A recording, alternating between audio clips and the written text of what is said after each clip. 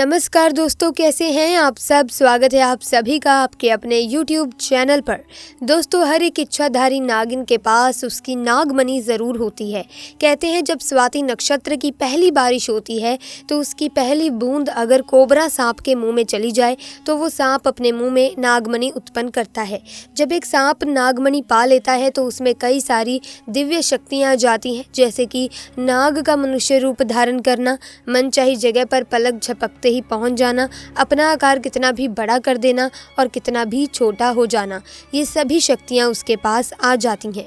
कहते हैं नागमणि की रोशनी बहुत ही ज़्यादा तेज होती है और इसका प्रकाश कई किलोमीटर दूर से भी देखा जा सकता है। परंतु दोस्तों, एक इच्छाधारी नागिन अपनी नागमणि को हमेशा लोगों की नज़रों से छुपा कर रखती है, लेकिन जब कोई उससे उसकी नागमणि को छीन लेता है तो नागिन का गुस्सा सातवें आसमान पर होता है।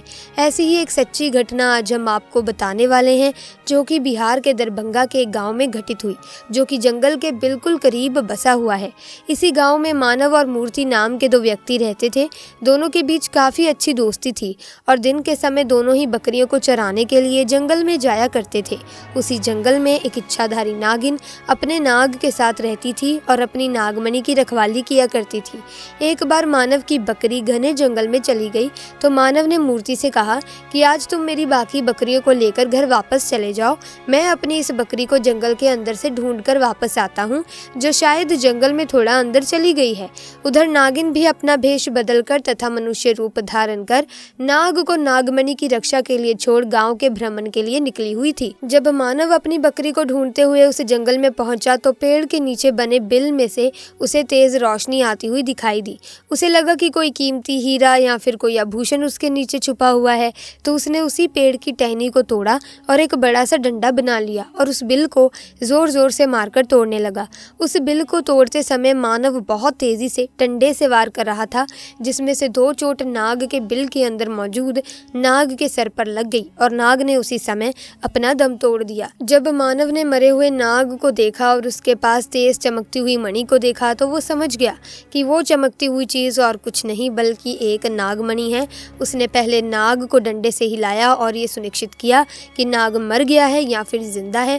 फिर जब उसने ये सुनिश्चित कर लिया, ये पक्का कर लिया कि नाग मर गया है, तो दोस्तों उसने अपनी जेब से सफ़ेद रंग का रुमाल निकालकर उसके अंदर उस नागमणि को रख लिया और भागता हुआ तेज़ी से घर को निकल गया और ये भी भूल गया कि वो जंगल में अपनी बकरी को ढूंढने आया था और वो बकरी अभी भी जंगल में ही रह गई थी। इधर जब नागिन वापस अपने बिल की तरफ लौटी तो जैसे ही उसने नागमणि गायब पाई और उसने अपने नाग को मरा हुआ देखा तो वो गुस्से से आग बबूला हो गई।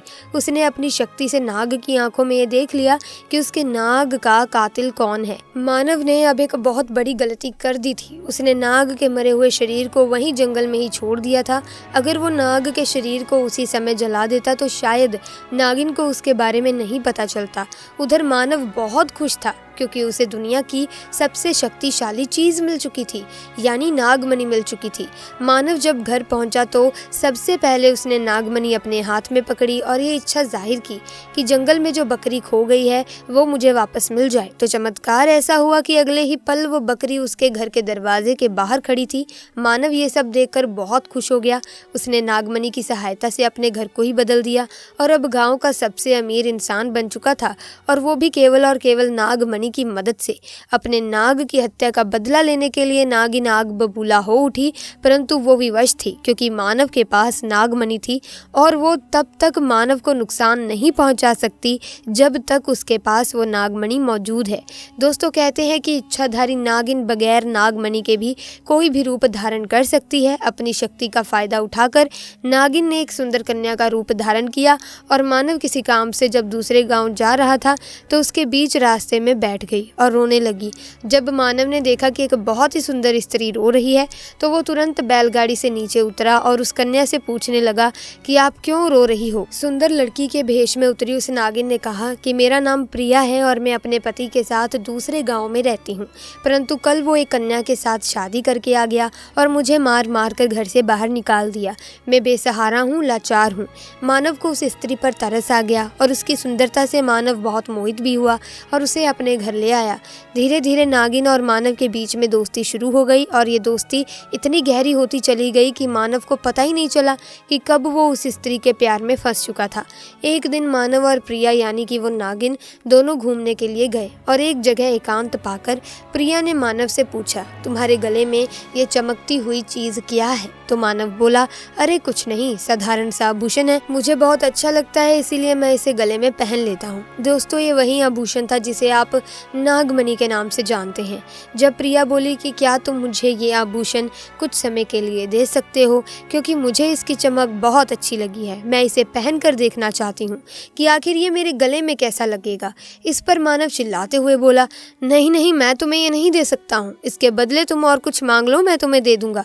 इस पर प्रिया एकदम से गुस्सा होकर बोली, मानव तुम तो कहते थे कि तुम मुझसे बहुत प्यार करते हो, अपनी जान से भी ज़्यादा प्यार करते हो, और बस मैंने एक तुम्हारे गले का ये छोटा सा आभूषण क्या मांग लिया? तुम इस चीज़ के लिए मुझे मना कर रहे हो, मुझ पर गुस्सा क्यों हो रहे हो?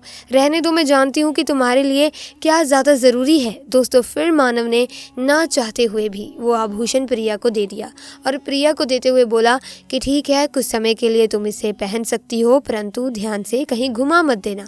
प्रिया के हाथ में दोस्तों जैसे ही वो नागमणि आई, प्रिया का तो रूप एकदम से बदलने लगा।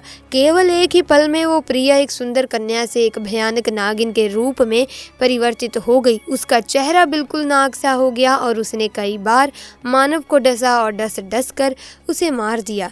नागिन का इंतकाम पूरा हो चुका था और उसने अपने नाग का बदला ले लिया था। दोस्तों, तब से नागिन इस गांव में अपने नाग के लिए 500 साल से आज भी जिंदा है। इसके बाद से वहाँ कुछ ऐसी घटनाएं सुनने में आई हैं जिसे सुनकर हर कोई हैरान है। वहाँ के स्थानीय लोगों का कहना है कि उन्होंने एक नागिन को महादेव की पूजा करते देखा है और इसके बाद अचानक वो नागिन कहाँ गायब हो जाती है, किसी को नहीं मालूम। जब इस बारे में गांव के मंदिर के पुजारी जी से बात की गई तो मंदिर के पुजारी का कहना है कि अपने नाग की मौत के बाद ही नागिन भयंकर रूप धारण करके अपने नाग को ढूंढ रही है और जिस तरह से पिछले 500 सालों से महादेव की पूजा करती थी, आज भी वही करती आ रही है। नागिन इस मंदिर में आती है और भगवान शिव से अपनी प्रार्थना कर बिना किसी को नुकसान पहुंचाए चली जाती है। आज भी लोग कहते हैं कि तकरीबन 500 साल से ये नागिन इस मंदिर में आ रही है।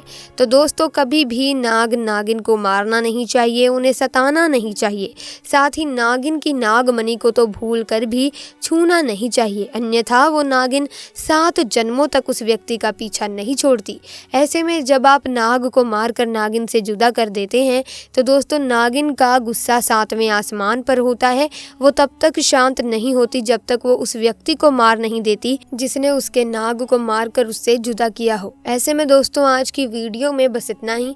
मिलेंगे अन्य वीडियो में नई घटना के साथ। लेकिन अगर आपको ये घटना अच्छी लगी तो कमेंट सेक्शन में हर हर महादेव का जयकारा लगाना ना भूलें, ताकि महादेव शिव की कृपा आप पर सदैव बनी रहे। साथ ही वीडियो को लाइक और शेयर करना ना भूलें और चैनल को सब्सक्राइब करके बेल आइकन को प्रेस कर दें ताकि नए वीडियोस की अपडेट आपको मिलती रहे। आपका बहुत बहुत धन्यवाद।